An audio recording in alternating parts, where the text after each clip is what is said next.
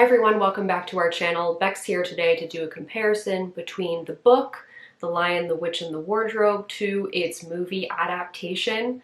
This is a children's classic. Many of you will know of this book, many of you will have read it. This is the first published book in the Chronicles of Narnia by C.S. Lewis. It is not the first book when you take all 7 books in series and put them in chronological order, but this is often the book that people start with, and this was the book that I started with when I read the whole series originally when I was in 4th grade, so I was either 9 or 10. The movie was released in 2005. It was directed by Andrew Adamson.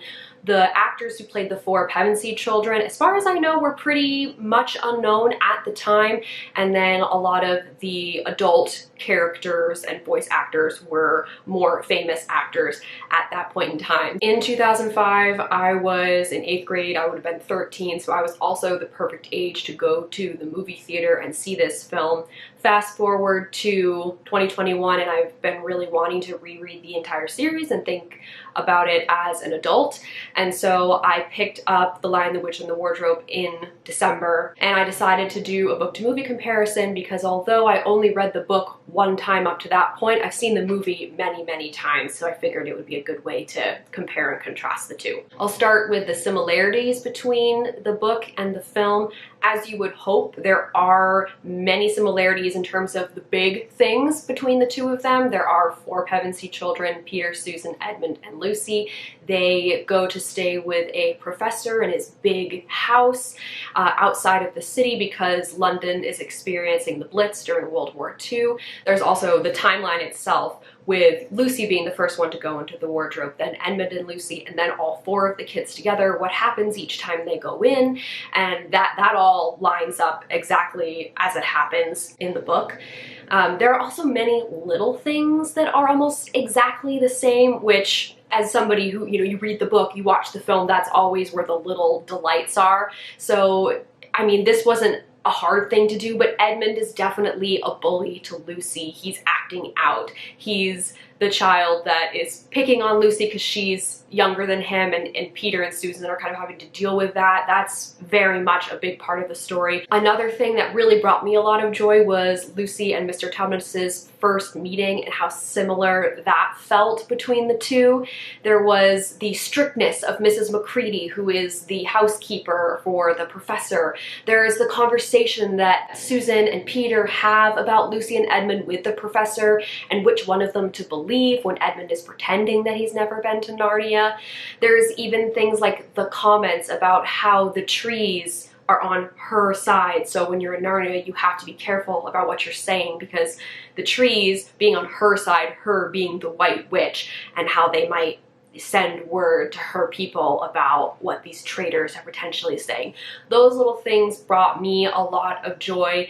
Even though I've seen the movie a bunch of times, rereading the book, then going back to the film, it was kind of just a little like, oh, cool, that's exactly the same as what I read. Then we get into the differences that I appreciated. I didn't mind that they sort of expanded on these things in the film. The book is not very long. There's definitely stuff that happens in the book, but it's not beefy, and so with this film particularly, it's over 2 hours long. They were able to sort of expand on some things. When you are making a film, you are often trying to build the tension and the drama a bit more, so to keep the viewer engaged for that length of time. The first thing that they did was they opened with a scene in London with the Blitz happening and the whole family having to run into a shelter. In the book, it opens with the 4 Pevensey kids arriving at the professor's house, and you just get a very short mention of why they're there. Whereas in the film, they really expanded on that. They sort of initially set up the relationship between the siblings. You show them getting on the train and traveling out to the professor's house while the initial credits are going. So that felt right. I enjoyed that. It does add that tension and that drama to it. They also added some tension and drama by having the kids break the window of the professor's house when they're playing cricket and they're all running inside trying to escape Mrs. McCready, and that's when they all end up in the wardrobe together. In the book, it's much less exciting. Mrs. McCready likes to give tours to people who stop by the professor's house, and she basically tells the kids, stay out of my way, I don't want to see you when I'm giving tours to these people. So in the book, they can hear Mrs. McCready coming with the tour group, so the kids all just escape into the wardrobe together. So it works in the book, but in the movie, it's more fun, and they add this like little chase scene almost where you can hear Mrs. McCready moving around the house and the kids are trying to go in the opposite direction to avoid her so they don't get caught. So it kind of adds this fun to it that wasn't there in the book. There was also the scene at the Beavers Dam with Mr. and Mrs. Beaver and with the wolves, who are like the police for the White Witch. In the book, the Beavers and the Pevensey children have already left the Beavers Dam by the time the wolves get there looking for them. So they're long gone. There's still some stress there because obviously you want them to get far enough away that they can't be tracked. But in the film, they have them still there when the wolves arrive, and they're like, the wolves are digging into the house and the kids and the beavers have to escape through a hole and they're being chased and they have to hide. And so that builds up more of the tension for sure. The final thing that I think was really necessary, having read the book and then gone back to the film, was the end battle scene. They really prepared you for that more. They showed the kids practicing. They showed Edmund and Peter fighting with swords together on the backs of horses. They showed Susan shooting her bow and arrow. They showed Lucy learning how to throw her knife. And they gave us a lot more time, which made sense when the big battle actually happened. They showed us more of the battle. In the book, it felt like a day had passed by the time Peter arrives. Aslan explains that there's going to be a war and Peter's basically going to lead them. It didn't work in the book. The timeline felt weird. I don't know if I read it wrong or if it was actually that rushed, but it just felt so much better in the film. It felt like absolutely the right decision to expand that and really show them getting used to being in the camp and meeting all the people, or creatures really, meeting the other creatures and learning how to fight. It just made sense. So these changes were all expanded on, and I thought they were decent changes. I mean, the movie definitely wouldn't have been the same without them. The end battle was the only one where I think that was probably the one that was really needed. There were also some adaptation choices that I really loved that they brought into the film or left out of the film. The first of that is Aslan himself. In the book, I don't know if any of you remember this, but Aslan is presented as being very anthropomorphic. He stands on his hind legs, he holds his paws behind his back, he walks with the White Witch, like upright like a human does. And I feel like if they had brought that into the film, it would have looked very odd. And I don't think it would have sat well. So I'm happy that they kept Aslan physically acting like a lion. Another thing that they did was, I feel like they gave the Pevensey children more personality. This could be an effect of having a book that was published in 1950 and just what writing and what people were like at that time versus 2005. That's a big difference in terms of how society has changed. And so I feel like the Pevensey children in the movie had much more personality. They felt very watered down in the book. I didn't really feel connected to any one of them in particular. I mean, Lucy was probably the most likable just because you get her and Mr. Tumnus together and it's very sweet. But in the movie, I felt like you got some motivations and personalities from each of the four kids and you could really understand them more. So I felt like that was a good choice and definitely necessary. And the final thing was, I don't know how much any of you remember this, but at the end of the book, when they're grown up and many years have passed and they're going through the woods, it's like a fox hunt that they're on, and they end up going back through the wardrobe and falling back into our world.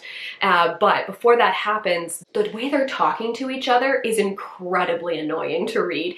And what's interesting is the narrator of the book does explain that, you know, they've sort of forgotten a lot of their past life outside of Narnia. They're now kings and queens. They speak a certain way because of this, but I thought it read so annoyingly, and I'm really glad that although they had that scene, they just had them talk like normal people. It just felt so weird, such a stylistic choice to end the book like that that just did not work for me. Maybe it worked a lot better in 1950, but they would not have talked to each other like this. They're siblings. Even if they've grown up, they've still known each other their entire lives. So they would never address each other the way they were addressing each other in the book. Speaking of a narrator, there was a final thing that I thought about having finished the book, going back to the movie, and realizing that there's no narrator in the movie, but there is a narrator in the book. The narrator is the author. And I don't think that would have necessarily worked for the film. Maybe if it was a character within Narnia, that would have worked. But the narrator in the book is actually pretty entertaining. They've got some flair, they've got a little personality. They can be a little annoying at times, with the whole, oh yes, remember to never shut yourself into the wardrobe. You're a good kid if you don't shut yourself into the wardrobe. It felt a bit preachy, like you could feel that he was really writing to little kids, like don't close yourself up in a wardrobe in case you get stuck. But a lot of the time, the way they were jumping around between what Edmund and the White Witch were doing versus what the Pevensies were doing, it helped to have that narrator, and I liked the voice most of the time. Whereas in the film, that was not present at all. The plot just kind of carries along. And I think it would have been interesting to see, or to even know if maybe they debated putting that narrator into the film. Would it have worked in any way? Because I did enjoy the narrator most of the time in the book. I also want to take this moment to touch on the Christian allegory side of the story, because I'm sure some people will bring it up in the comments if I don't mention it. When I originally read the books in 4th grade, I had no idea that The Lion, the Witch, and the Wardrobe was an allegory. I read it because it was a fantasy book and I enjoyed it. No idea. I think I found out later, just sort of other people telling me. Going into the film, it didn't feel awkward though. Like, you don't get smacked over the head with it in the film. It makes sense for the plot, and the plot of the movie is very tied to the book. I'd say in the book, it feels a little bit heavier in sort of the last third. As an adult, knowing that, I was picking up on more things, but I didn't feel like it was too much until we were kind of getting to the end. I feel like in the film, it was a perfect balance. It makes sense with the plot. It doesn't feel awkward. I still think you can enjoy the book, and you can definitely enjoy the movie even if you're feeling a little iffy about that kind of thing. All that being said, I really do think that the movie captures the spirit of the book well. As far as the book and my rating, I gave it 3 stars. I feel like the first 2/3 of the book were really fun and whimsical, and there was this charm to it. And then the last third, it slowed down too much. The allegory part of it became much heavier. I feel like they spent too much time with Susan and Lucy dancing in the field with Aslan after he's resurrected. And I'm sitting there going, okay, but your brothers and all of these creatures that are loyal to Aslan are all fighting a battle, so maybe stop dancing in the field and playing in the field and like go and help them. I think they do a better job of that in the film. So the last 1/3 of it or so kind of lost me a bit, so that's why I settled on 3 stars for the book. As for the movie, if it wasn't kind of obvious from just how I've been talking about it in this video, I do like the movie better. I gave it 4 stars. I just think it builds upon the book in a really good way. There's excellent casting for all the parts. The kids have that extra bit of personality, which I really appreciate. The battle itself makes way more sense with the timeline and the amount of time they spend showing them preparing and everybody getting ready versus what I see in the book. And I think it might also just be because this movie was made for a more modern audience, and I am that more modern audience, so I just vibe better with the film. It fits me better. It's something that I will definitely watch the film again. I don't think I'll probably ever read the book again, but the movie is definitely something I would go back to. I now want to turn to you, the viewer, and ask, what do you think? Have you read the book and seen the 2005 film? How do you feel about each of them when you compare them? Is there one you prefer over the other? I'd love to know your thoughts. As always, all of our links are in the down bar. You can go check those out if you feel so inclined. Thank you guys so much for watching, and I'll see you later.